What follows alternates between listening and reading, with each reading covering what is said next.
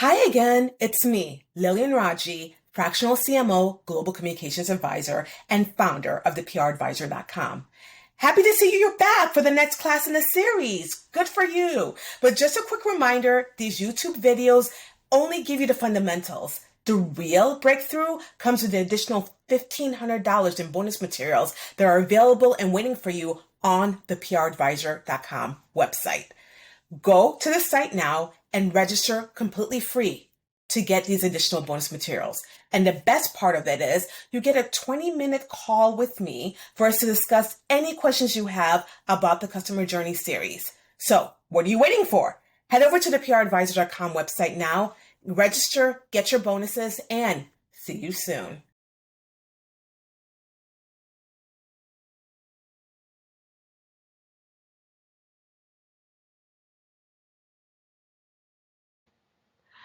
Welcome back to the customer journey, using PR to help customers find you. We are starting today with you. In fact, once again, it's all about you. Let's start with your company story. Why was your company founded? Now, I'm sure you can rattle off an elevator pitch about your company. You've answered this question millions of times. But I bet if I were to talk to you one-on-one, I'd be able to ask you some questions about your company history that requires you to stop and think.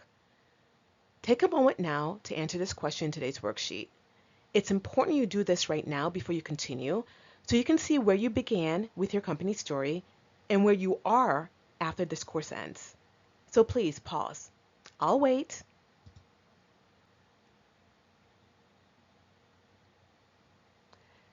Many established companies never really give much thought to their company's foundations after a while. They know their story well, inside and out, but often miss fine details that can be crucial to getting customers and becoming emotionally invested in you. Yes, I said emotionally invested.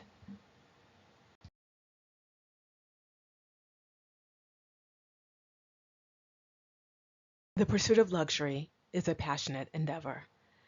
I honestly can't take credit for this phrase as I discovered it over a decade ago in an article I read, but if you Google the entire phrase, it has become tied to my company. And alas, I actually don't remember who said it first, but I've always found it poignant. The pursuit of luxury is a passionate endeavor. Why would someone pay $31 million for this Patek Philippe Grandmaster chime when this Timex tells exactly the same time? Because luxury is irrational. The pursuit of it makes absolutely no sense. Kind of like falling in love.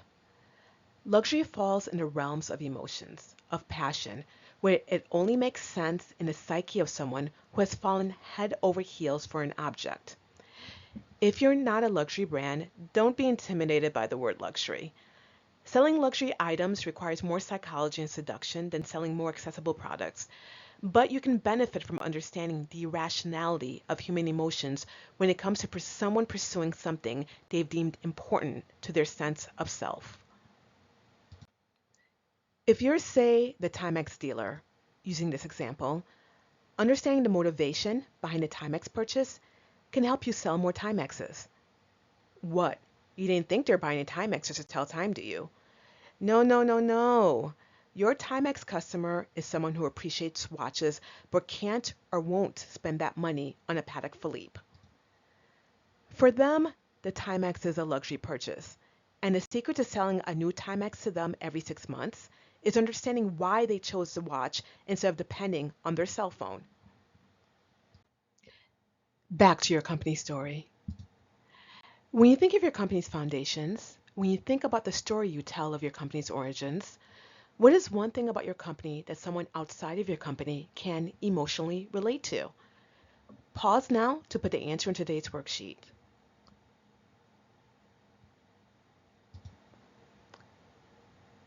If we haven't already established this, Cartier is my absolute favorite jewelry brand, with all due respect to all of the jewelry companies I've worked with. Why, you wonder?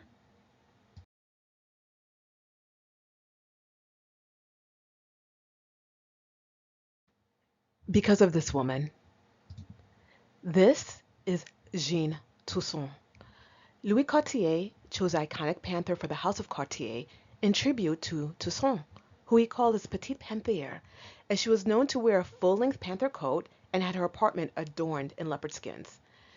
This little tidbit, not the first thing people think about Cartier, made all the difference to me as a Cartier customer. I personally love panthers. Ever since I was a little girl, panthers have always resonated with me in a deeply meaningful way. Cartier's panther branding won me over. Of course, we all know there's more to Cartier than the panther. But for me as a Cartier customer, this is the emotional connection I have with the brand and why Cartier always ends up somewhere in my jewelry storytelling. So stop to think about the stories you tell about your company. What in your company legacy can be emotionally meaningful to a customer? Back to your worksheets. Answer the following. What is your company story? Why was the company started?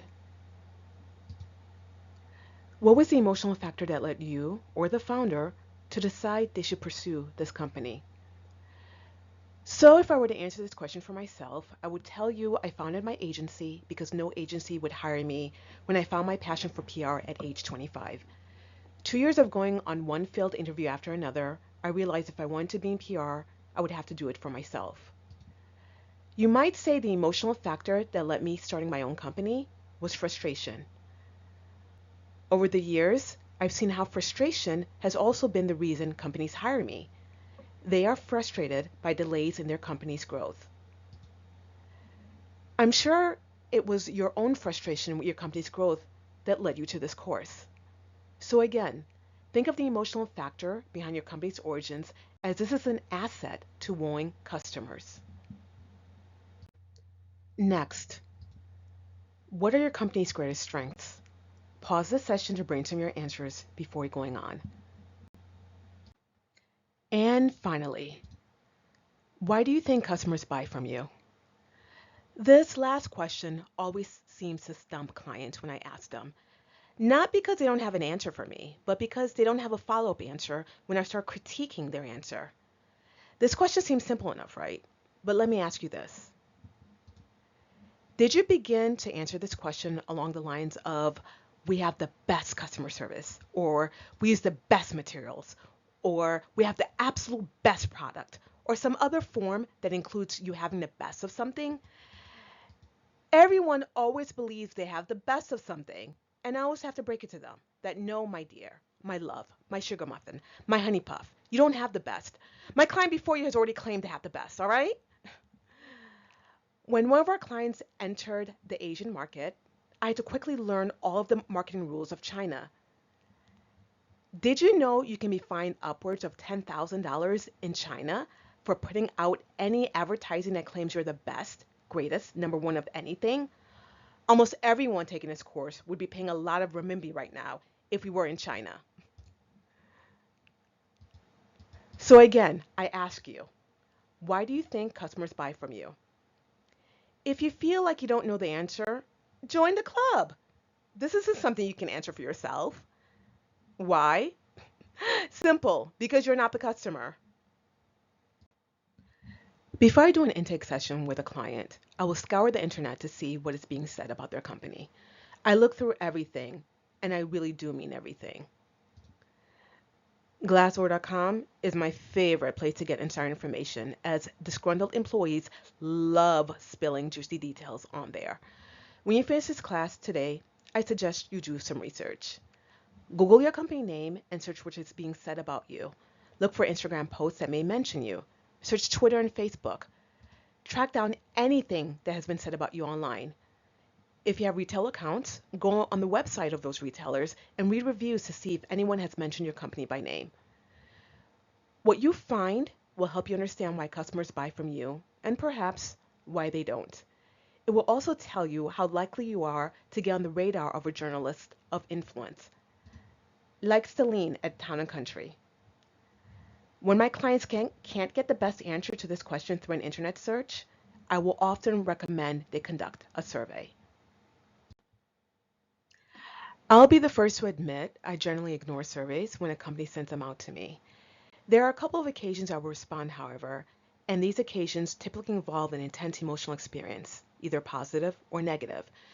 If an employee has went above and beyond, I will complete a survey. Conversely, if an employee has triggered my Nigerian temper, which I promise you never want to do, I will also respond. There are tricks I've successfully used to get people to respond to client surveys. The first is in the offer. You must give them an offer they can't refuse. For one client, we offered a chance to win one of 10 watches, for which the 10 winners got to choose which watch they received. For another client, we offered a chance to win one of 6 items. They also gave a 20% discount site-wide for everyone that completed the survey. The company only ever gave at most 15% off, so this was really a big deal. And for another client, they offered a grand prize giveaway of a $750 gift card in addition to 6 other items for a total of 7 chances to win something. All of these offers ensured they received responses. The more enticing the offer, the more likely people will be to participate.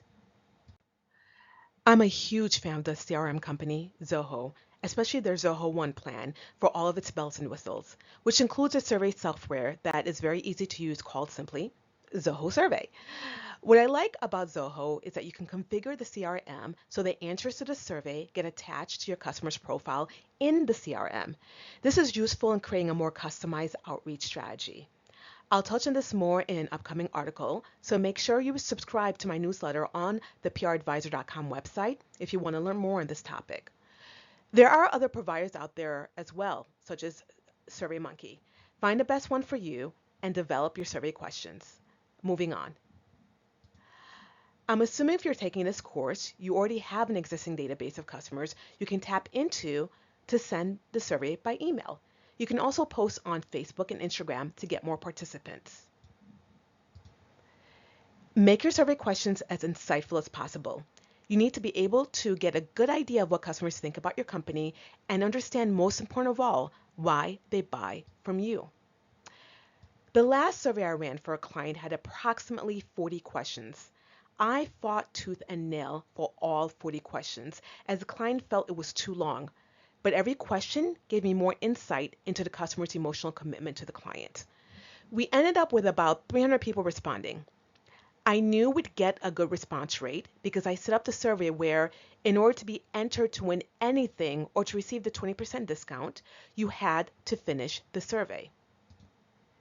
In the words of the infamous Gordon Gekko from the movie Wall Street, greed is good, my friends, especially if you can make it a motivating factor to get the data you need for your company. Run your survey for a minimum of 30 days. I usually have a benchmark goal I'm trying to reach when I'm looking for responses. And if I haven't reached it yet, I will extend the survey 2 weeks at a time, creating different promotional emails to see which ones resonate best.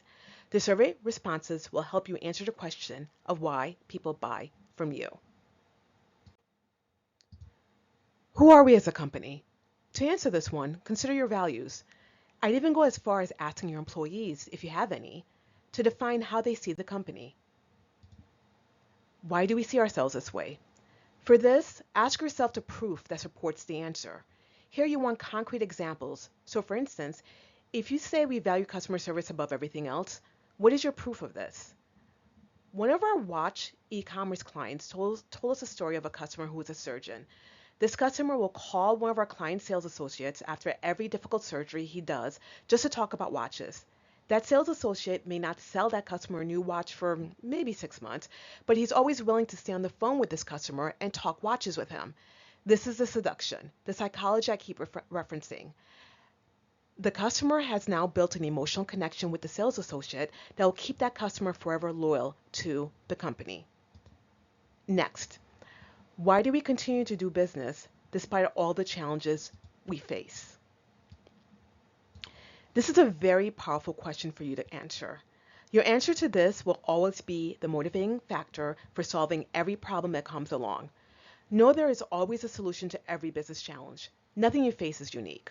What separates a company like yours from the others who go out of business is that you're willing to invest in whatever it takes to keep your company going.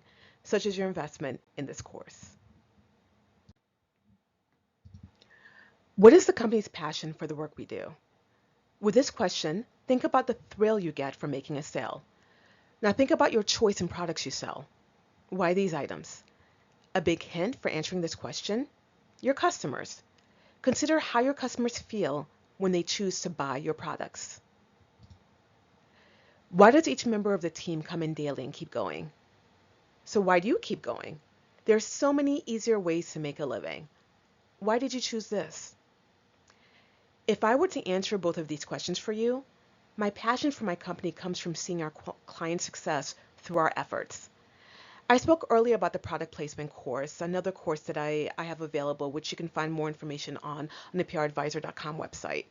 Anyway, our product placement efforts helped turn a very humble and deserving jury artist by the name of Claudio Pino into a global sensation.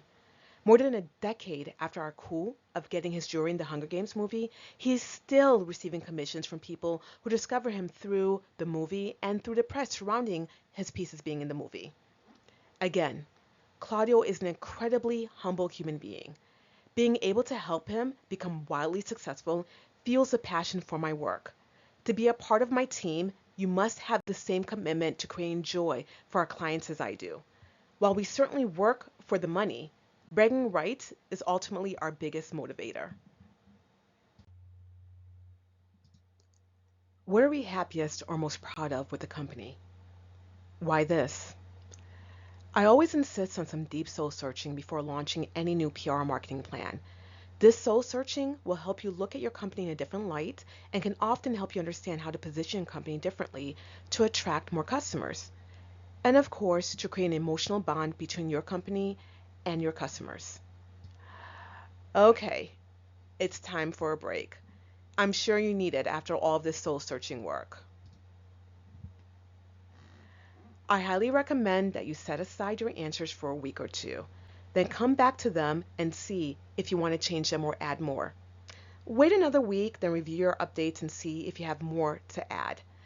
I always recommend answering a question 3 times. The first time is usually the easiest one to come to mind, but it's never authentic. When I ask the client the question a second time, they stop to think of an answer that they think will satisfy me, but is also closer to the truth. Usually by the third time, they really force themselves to slow down and think deeply about their answer. 3 times is usually enough, but I've also had to ask 5 or 6 times to truly get to the truth. Don't be afraid to ask yourself these questions over and over again until you feel there is no other answer. Then in 6 months' time, ask yourself again. I guarantee you there will be a new answer. So with that, I let you go, and I'll see you next class.